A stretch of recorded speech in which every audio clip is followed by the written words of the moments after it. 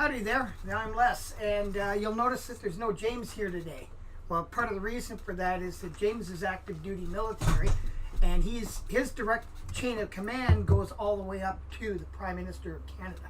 And he's not allowed, and he's not supposed to speak out about anybody in his chain of command or voice his opinion or anything publicly because that's just not appropriate, and he's decided not to. And the thing is that's as it should be. You don't go on the public and talk about your boss or your supervisors or your company or diss them. Consequences coming back from that, that's pretty reasonable. Anyway, I am not bound by that. Today I'm going to talk about our Prime Minister, Justin Trudeau. And boy, what a shitstorm that guy's found himself in. And it's funny. Over in the United States, they've got a 2-year investigation, still yakking about who did what to whom, and everyone's blaming and pointing fingers and stuff. And they're in Congress and they're in the House, and it's like, wow, just incredible. What a gong show. Here in Canada, 3 weeks ago, a story is broken about a possible allegations of interference. Now, Jody Wilson-Raybould was our our Attorney General at one point, and she had been moved over to the Veterans Affairs, which is actually a lesser post by a long shot from probably the most important post in our federal government. So she'd been moved over there, and lots of people have been going, gee, wonder why. So a story broke, and as the story unwinds, it turns out that what's the name? SNC Lavalin is under investigation and has been charged for corruption and for bribery for $115 million worth of bribery, apparently, to get construction projects over in Saudi Arabia. So here's the funny thing. Every single day something new happens, but in 3 short weeks, we've already gone from initial allegations.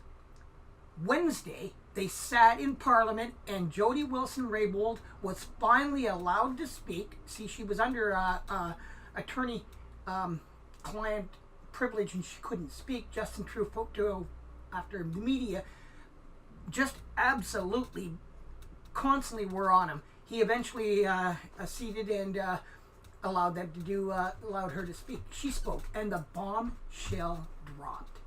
I'm talking a bombshell. Like, this is a woman that is so full of integrity. She's what they call a truth speaker in the First Nations community.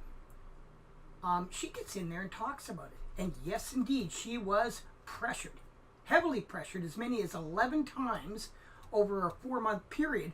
So it appears that, not only appears, it's pretty obvious that Justin Trudeau and his office and lots of senior members of the Liberal government were pressuring her to authorize something called a deferred prosecution agreement, which is kind of something interesting because the deferred prosecution agreement was something that was slipped into an omnibus bill less than 6 months ago, and nobody noticed because it was in with all kinds of other kinds of legislation. So now we know what the deferred prosecution agreement was. This is over that SNC Lavalin, which conveniently happens to have its headquarters in Justin Trudeau's riding. And apparently he had mentioned a number of times, and so did other people, mentioned to Jody Wilson-Raybould that, yes, indeed, that would cost jobs. It would cost jobs in Justin Trudeau's riding. Well, here's the problem. It's not going to cost jobs. It's only going to cost jobs in that particular riding because any construction that they would have done, should they be found guilty and they leave, would just be picked up by other construction companies. Same people would do the jobs, the same unions, the same everything. No jobs get lost. Only SNC Lavalin jobs. SNC Lavalin, which happens to be in Justin Trudeau's riding in Quebec. So isn't it kind of ironic that this is going on? So then the next thing we find out happens, Jerry Butts, who happens to be Justin Trudeau's longtime friend and advisor and was the secretary in his office, resigns. So now he's come out of his resignation, and now he wants to go talk to the House of Commons, and he has evidence. Really? You've got evidence? I don't know.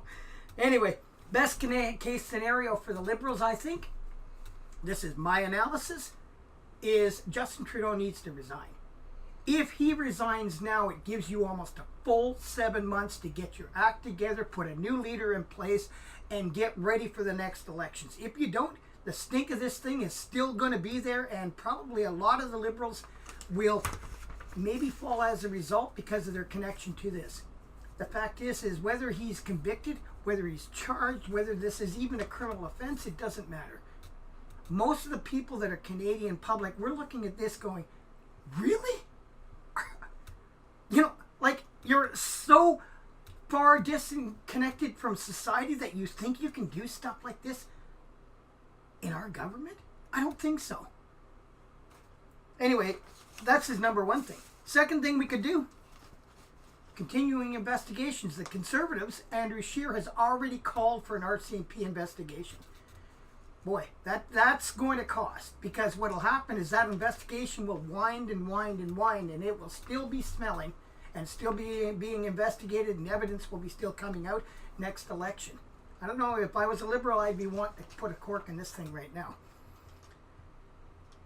Or they could do a vote on non-confidence in the House, and it's quite conceivable, in my opinion, that there could be some Liberal support amongst the Liberal people wanting to get rid of this, because it really, really tars the entire Liberal Party. And the thing is the last thing, the Liberals could actually kick him out of caucus. I don't know if that's ever been done, but they could literally get together and boot him out. We live in a democracy. Anyway, so, this has been, the contrast between what goes on in the States and what goes on here is ours has been quick. Ours has been concise. There's not a lot of mudslinging garbage like that. They're sticking to the point, sticking to the facts. And I'm liking it. It doesn't feel as partisan as it does over in the States. It doesn't feel as...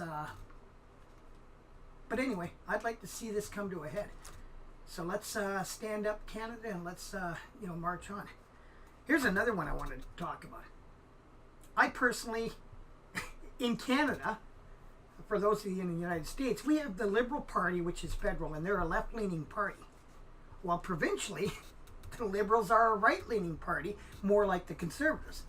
Kind of a strange sort of mixture. Anyway, the Liberals a big tent here in British Columbia. It's everything right of center, right to the far right. We don't have much of a conservative or any kind of an alt-right or anything like that, as they're all in the same tent with the Liberals. Andrew Wilkinson is the leader. And Andrew Wilkinson came out with a comment this week. I was a renter for 15 years. I lived in a dozen different rentals. It was challenging at times, but it was fun. It was part of growing up and getting better. We've all done it. It's kind of a wacky time of life, but it can be really enjoyable.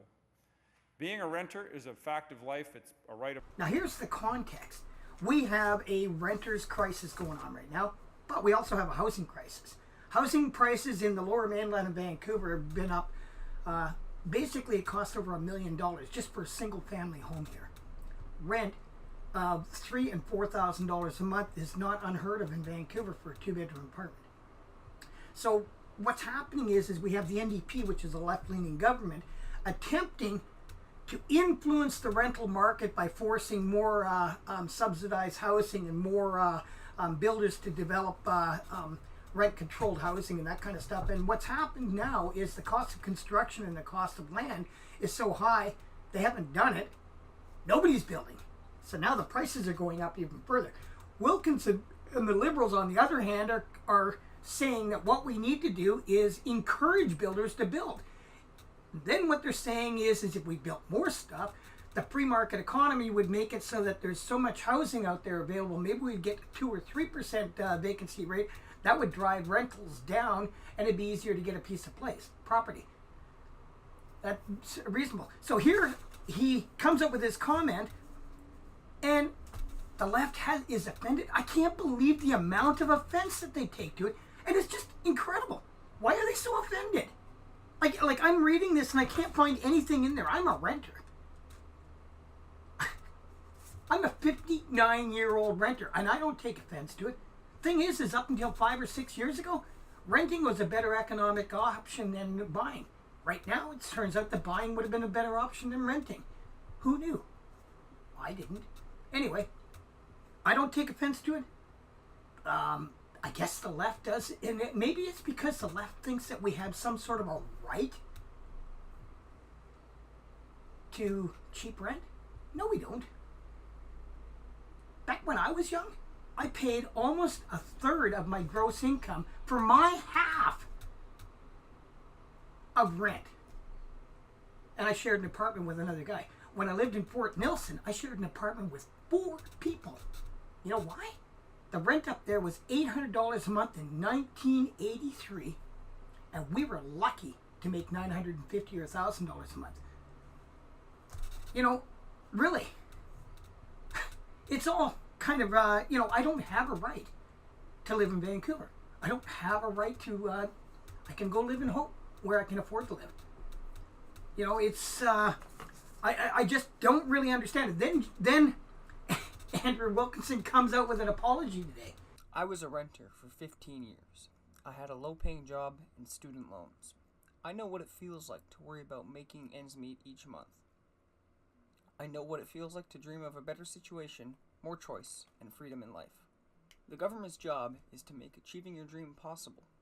If you dream of a better job, a better home, a higher income, those are all opportunities that are crushed when this NDP government closes the door to investment and smothers job creation with taxes.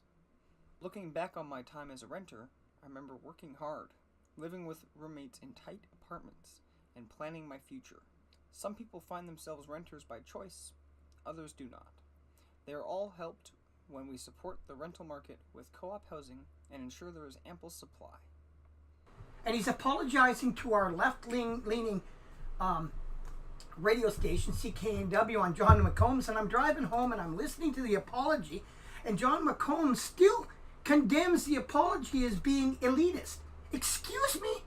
The guy came from average working class life in the prairies, went to a prairie high school, an average public high school, worked his way through university and medical school and law school, and yeah, he's a rich person today. He's not rich because somebody handed him a golden spoon. He's rich because he worked for it. And he says, I lived in an apartment for 15 years. It was fun. Yeah, but it was also challenging. Guess what? It was. What, are we going to make life so easy that everyone gets something for free? Well, the problem is who's going to pay for it? I don't know. Anyway, that's my rant for the day. You might see more of these rants in between our posts, and you may not. You never know. Depends if something really riles me. Today, these 2 issues kind of rile me. So that's it for now. Basically, on the bottom of this page, you're going to see a thumbs up and a thumbs down. I would like it if you could either hit the thumbs up or the thumbs down if that's what you'd like. Also, hit subscribe if you want to see more of these videos, and you can get a notification bell whenever we post something new. Let's see. In the description, in the description on the bottom, I'm reading this because this is from my son, and basically I'm a little bit on the not great memory. In the description, there are links to follow us on Twitter and on Facebook to see when we post. Let's see. Also, I have a book you can buy. I write about futuristic fiction, but it's not actually post-apocalyptic fiction. It's actually fiction that leads to post-apocalyptic catastrophic events. Anyway, my latest one is called The Rapacious Creditor. You can find it on Google Play Books, and there's a link to it on the bottom of the page. And just wanted to say the last thing. If you can't be good at it.